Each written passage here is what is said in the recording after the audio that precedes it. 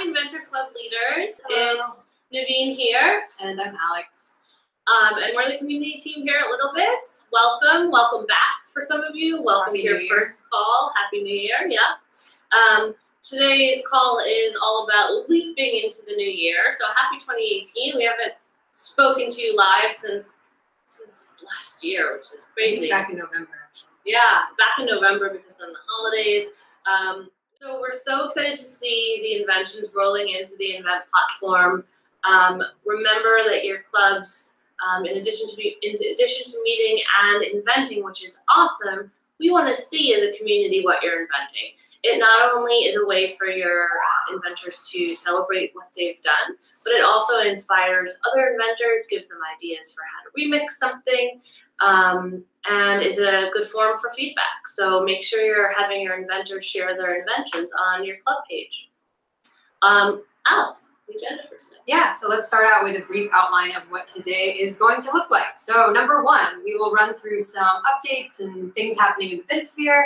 Number two, we'll spotlight a club that's doing really, really awesome things with littleBits, even in the face of hardship. So we'll talk about them second. And then lastly, we'll have our tips and tricks section where we have a special guest who will come by to demo some of his favorite techniques for bits that move. So you definitely want to stay tuned for that. Yeah, I mean, I always think that's my favorite part of Club Call. So updates and community news. There are things on the horizon as we leap into this new year. Challenges. Those of you who might have been with us for a while may recall, if you've been with us for a year now, that we have invention challenges. Invention challenges are just friendly competitions. They're open to all, not just clubs, but of course we'd love that you as clubs participate, where you're given a prompt and use littleBits to invent something in response to that prompt. And you post the invention, and there's actually opportunities to win bits and swag and be featured and highlighted. So any day now, like we're close, and we're not going to tell you just yet, but any day you're going to see on our website and on social and in your email boxes a new challenge coming at you.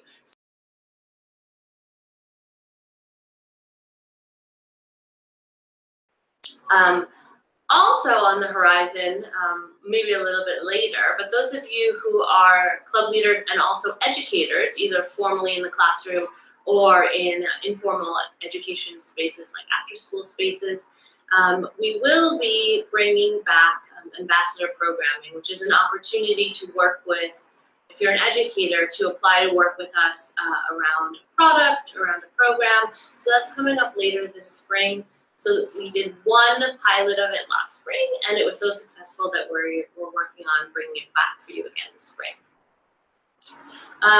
We have emailed you a club leader survey. Actually, it came from Alex's email. We're trying to just get a better sense of what you all are doing out there, how we can better help you share, how we can better help you and your inventors create, iterate. If you could, it would be super helpful for us for you to fill out the survey. But if you feel like you don't even have time to fill out the survey, which is short, just reply back to the survey with some basics about the activity of your club and the status of your club. Like, we're trying to refine programming so that it'll be more exciting and useful for you and your inventors. So your feedback is really, really greatly appreciated. So every single person who's filled out a survey, thank you so much. And if you haven't, there's still time, and there's a raffle associated with the survey too, so you could win a littleBits kit. So please fill it out. So just one last thing with the competition. So those of you who submitted your custom droids to our Invent platform, thank you so much. Those of you who did it by our deadline should have received, if you filled out the form with information, your certified droid inventor certificate. So thanks for sharing your droid inventions with us on our platform as well. And now we're going to move on to our special guest. I'm going to let him introduce himself. Oh, no, I'm skipping ahead. Before our special guest, we'll talk about another special person that we want to feature this month. So this month's featured club leader is David Lockett, who is from Boxstam Inventor Club. So we wanted to feature him because he is super STEM savvy. He helps run a program in Tennessee that's like a camp for STEM, and he also is a STEM educator at Bach Academy, which is in Florida. Last year they were actually hit pretty bad by Hurricane Irma. They ended up losing a whole building and a lot of their tech and littleBits. But even in the time of strife, they were able to come out of that, and they're still inventing and doing great things now. You can actually check out their Twitter, which is @BoxStem, BOKSTEM, and you can check out some of the things they're doing. They're doing things with Arduino, drones, VR, like really cool stuff. So we actually got to talk to David a little bit and asked him some questions about his Inventor Club, and here's what he had to say. Yeah, so I'm going to, Alex will play David in this scenario, and I'm going to ask Alex some questions about your club leader.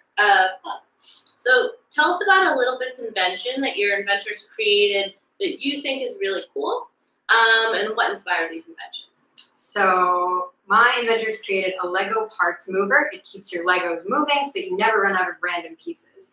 And the reason why they made this is because they're constantly building with Legos and need parts to be readily available. So something super useful, I guess. What advice would you give to other club leaders? I would tell other club leaders to have fun, integrate real-world learning, and have the students research and build projects that can help their community. So things that are really relevant to them. So recently, BoxStem experienced damage from Hurricane Irma, and a lot of students have expressed ideas for doing weather readiness projects for littleBits. Super cool. Really awesome when your students have an idea of how they want to make like a real impact in the world. Mm-hmm. It's always fun to invent something fun and funny with littleBits, but there's always an opportunity for students to think about a real problem that they want to solve and use littleBits to either solve it or at least prototype how they'd solve it. So super cool. And then the last question for David we had was, what's coming up next on the agenda for your club?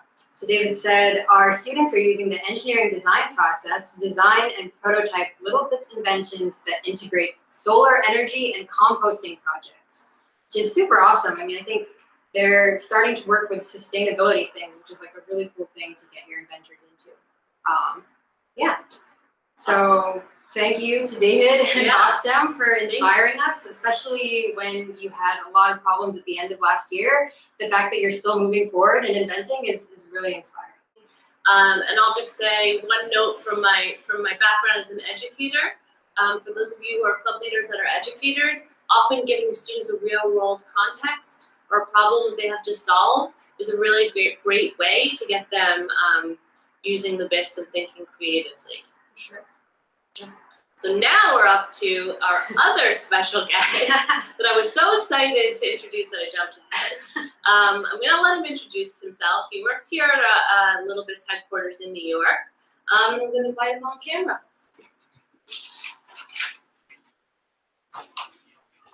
Hello, everybody. My name is Abel Lopez. I'm the quality engineering manager here at littleBits. Basically, what I do is I look after any bits that have problems, and look after any improvements that we can make in our product or experience. Awesome. So thank you so much for being here. Yeah, no problem. What we're going to do today is talk a little bit about motion, some of the bits that move, and how to take some of your projects to the next level when it comes to motion. So starting out, if we could lower the camera, show off some bits here. Yep. Some of you may already know some of our bits that move.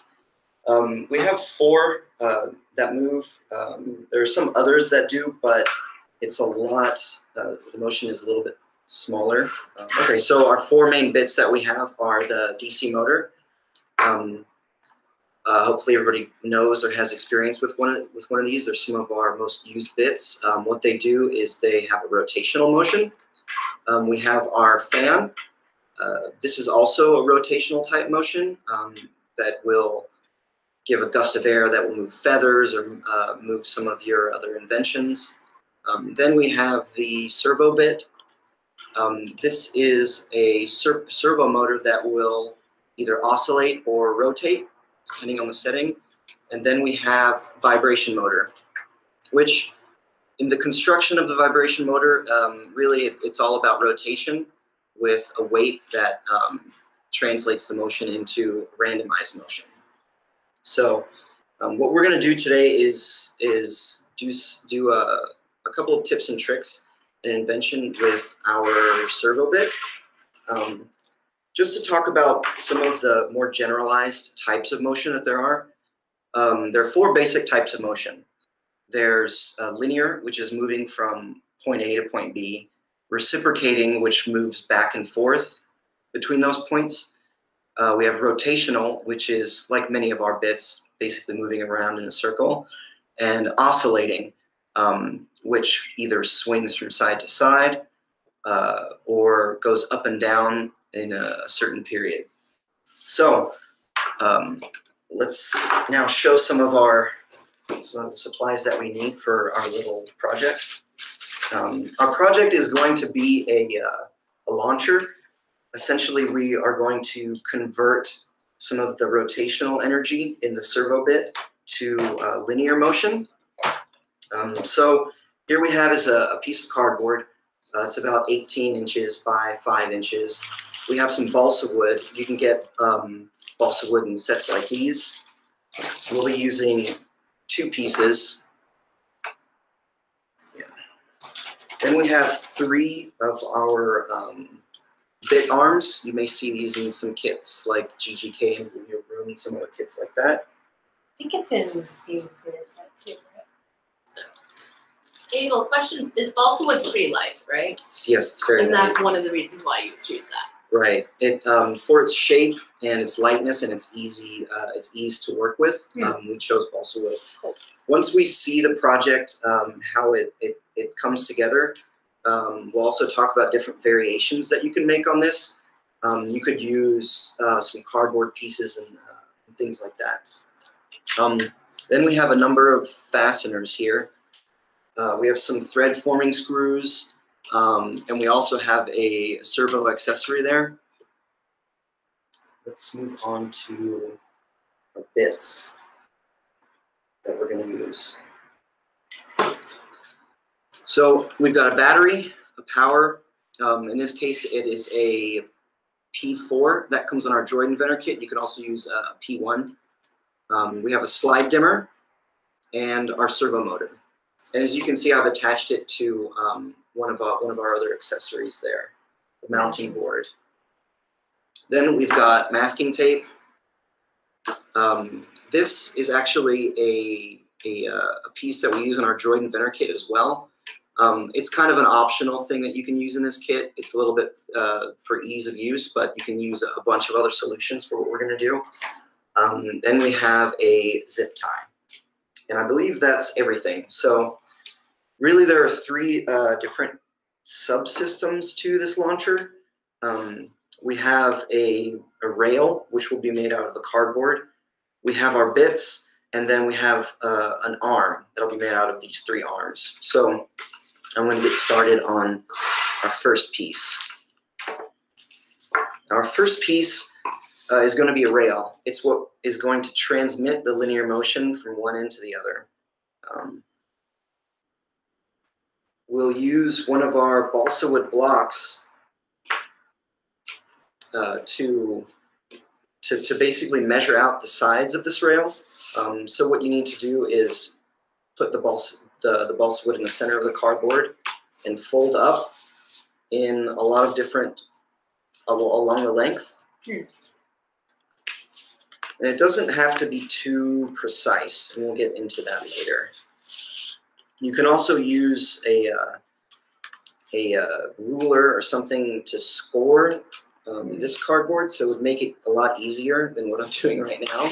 The bending method is nice though, because it means you don't need a sharp object like a scissor or a knife. So it could be a little safer actually for like younger inventors. Yeah. We'll show you a finished piece actually after this, just so it makes it a little neater. But for the call's purposes, I'm not taking a whole lot of time making this for you guys. You might want to use a more precise method to measure and cut this in the future. So we put the balsa wood on one end, take our masking tape, and secure the balsa wood to one end of what we're going to call our rail. I have a question. Mhm. Could you scale this up if you wanted to, or is there a reason why you're choosing these dimensions? Like if you wanted to create a rail, a much wider rail with a much larger piece of balsa wood to launch something that's maybe wider, could that work? Or is this like an optimal size? It could work. This is the optimal size for our arms, and that actually segues into a good point. This project in general, it's mostly for semi-advanced to advanced kiddos. I would definitely, when you're putting this together, it might be better in an education setting, maybe as like a competition for maybe like an early physics or an AP, something like that. And the reason is that the longer this gets, the longer the arms you use, the more forces are imparted, and the faster this mechanism will swing. So you definitely want to keep it on the lower end, depending on who you're working with. You could scale it down too. Right, you could scale it down. I would not want to go a lot longer than this. Unless you have super advanced kiddos and you want to challenge them. Or they play with different sizes and then Figure it out for themselves. figure out what the optimal size is. That's like a really nice way to challenge them. Yeah, and so that's also speaks to the competition aspect of this.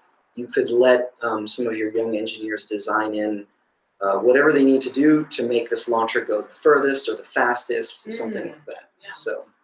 So definitely in your own project, think of all the things you can tweak. Think of all the variables that you could use.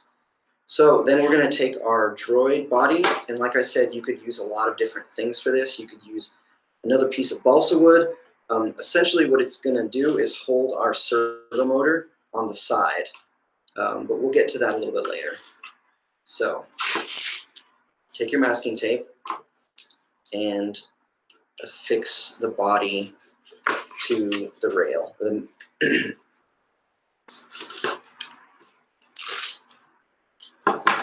I promise this will look so much better when it's done. I feel like I know the secret because I know what it looks like.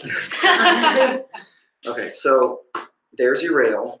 Next, we're going to move on to our arm assembly. So you'll put the rail off to the side here. Our arm assembly uses 3 of these littleBits arms and a number of our thread-forming fasteners. So do all of those come in littleBits kits? Yes, they do. There's one non-standard fastener I have for this project, and we can talk about that a little bit later. It's a 1/4 by 1/2 inch screw with an accompanying nut. So basically what you're going to do is take 2 of your arms, line them up with the small holes on one side, and take 3 of your thread-forming screws and fasten these together. I have a screwdriver here. This is a Phillips head. So small. So, yes, there we go.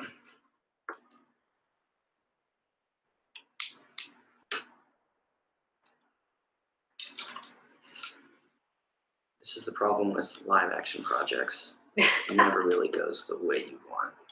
Well, this is real inventing, real live invention. So failure is success, and we try and try again. So. Okay, so there's 1/2 of your arm. Then you take your 3rd arm, you line up the larger holes, and you use our other fastener that I just talked about, the 1/4. This really, you can use a lot of different fasteners for this. Pretty much we're going to be loosely connecting this joint here. And you want it to be loose purposefully. Right, you definitely want it to be a little loose so that it has some slack. What our arm is going to do is it's going to move back and forth in this motion. So you can almost see the project coming to shape already.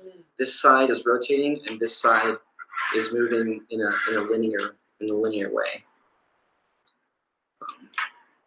The last piece of our arm is going to use our servo mount, or servo accessory, rather. For this, what you do is put the servo side down. Now, the servo side is the side that protrudes. So you want to put that side down, and then line it up with the small holes. Use 2 of our thread forming screws.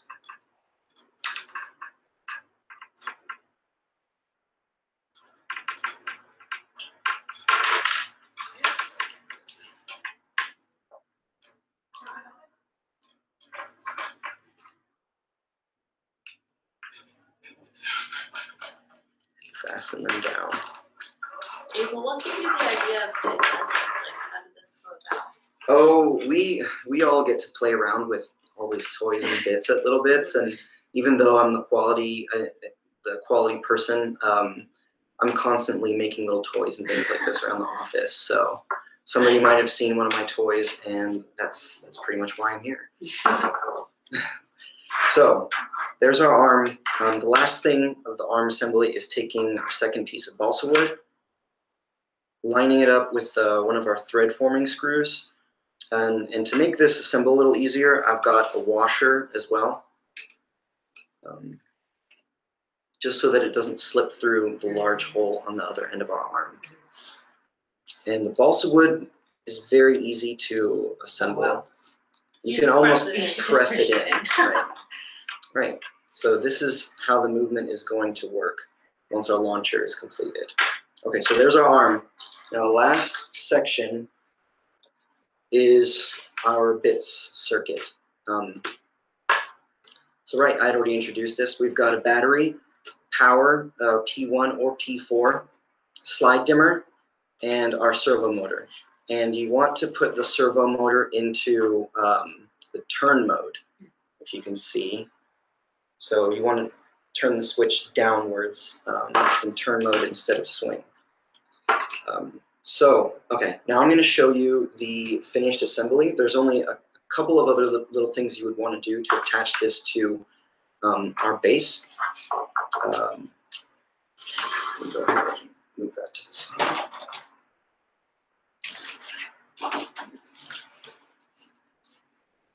So here's our finished launcher. Cool. Right, so you can see our bit circuit off to the side. You can see the servo that I ended up mounting with the zip tie, just so that it doesn't fly off. You can use a number of different techniques when you're mounting your servo, and you can mount it in a lot of different places. Now, another thing you can see is I've already assembled the servo accessory onto the servo there and placed our balsa wood block into our track.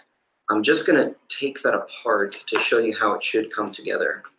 So the first thing we need to do before we use our launcher is to calibrate. What I mean by calibrate is start with a base setting. So once you've built your circuit, you want to turn on the power and make sure your slide dimmer is all the way to your left if you're facing this circuit. So I'm building this so that it's facing you all. So the slide dimmer is off. The slide dimmer is all the way on the off position. Okay. So all the way to the left. Now what that's going to do is going to set our initial position for the linkage. Then what we do is install the linkage onto the servo motor. And one thing you want to make sure is that there's no point in here where this motor can, or this balsa wood can come back and pinch or anything like that. And you also want to make sure that there's no overlap here where these arms will pinch. So you can also see that I've built it purposefully. I've built the launcher away from what I call the control pad here. Whenever you're doing projects like this, definitely keep your hands away from linkages and things. The reason being is that linkages are great for converting energy from one way to another, but they can also have the effect of multiplying the energy in a lot of different ways. So once we've got that all sorted out, we want to make sure to fasten our launcher down with some masking tape so that it doesn't move anywhere.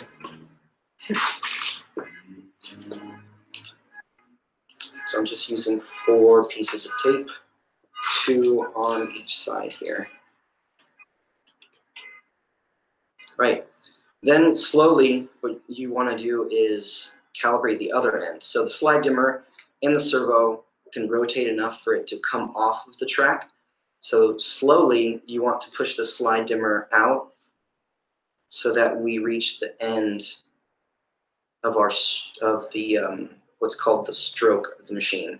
So that's as far as the machine is going to go.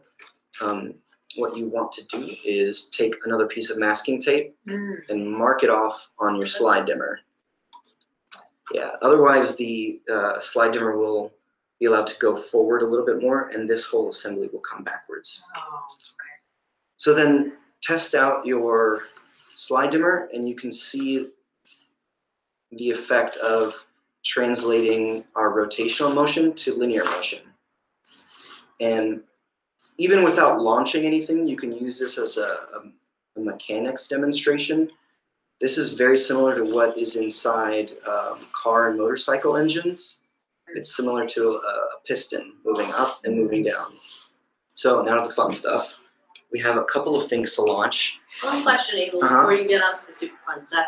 How did I noticed when you were adjusting the slide dimmer just now, if you did it more quickly, it moved more quickly, and if you did it so if a young inventor wanted the launcher to go as fast as possible, it would move as quickly as possible to the tape point.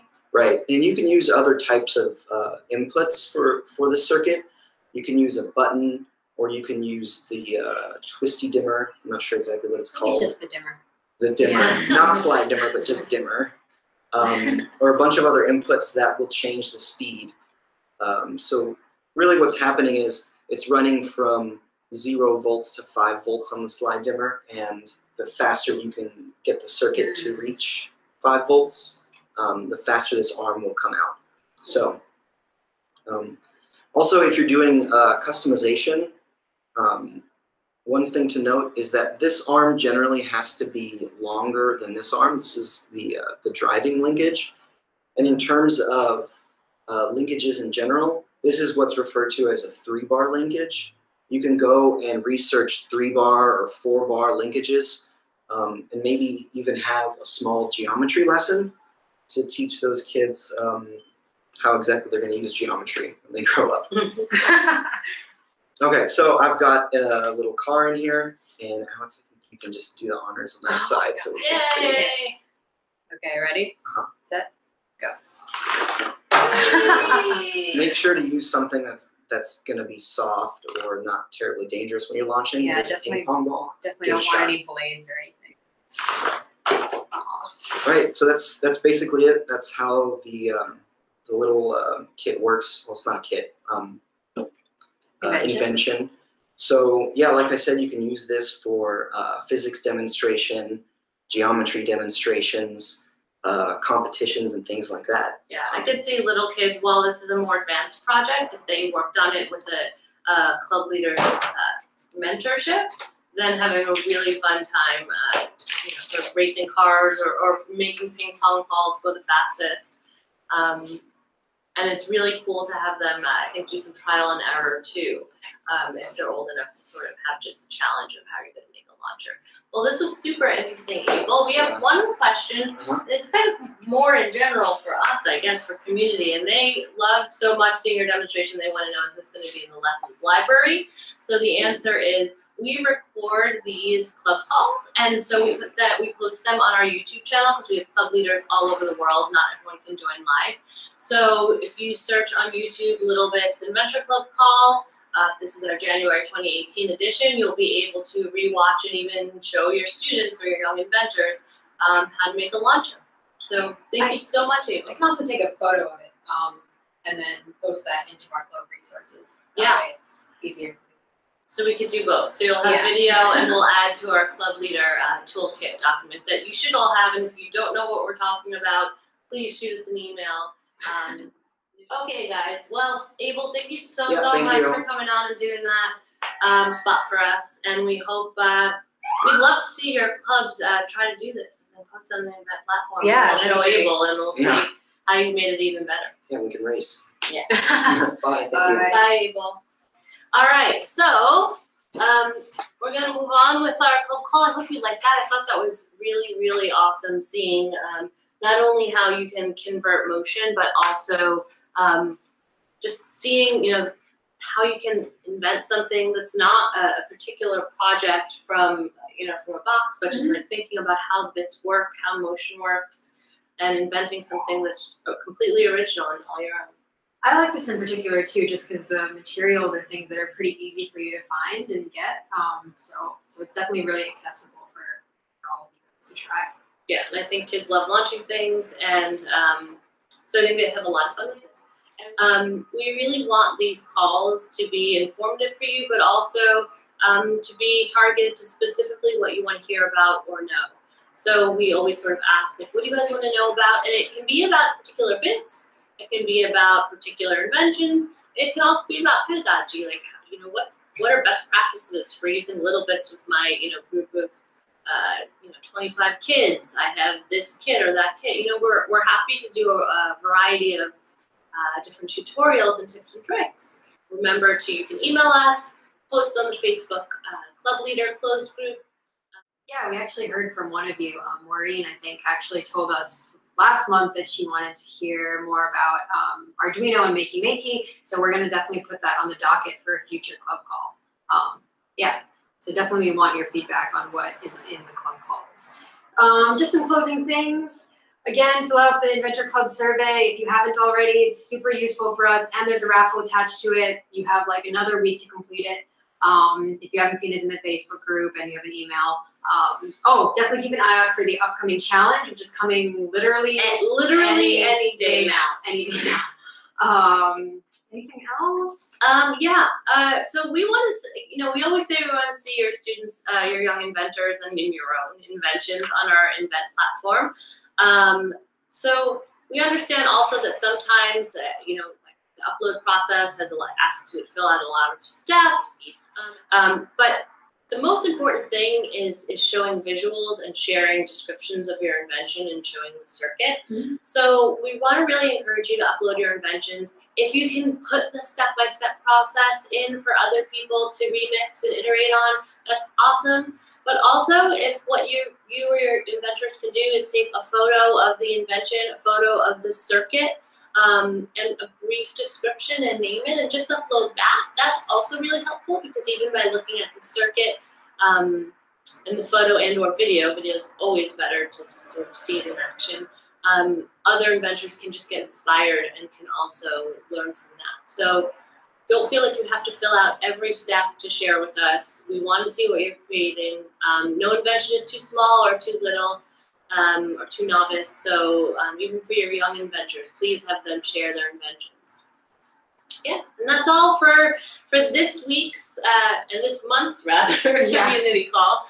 Love to see you next week, but we'll see you next month in February.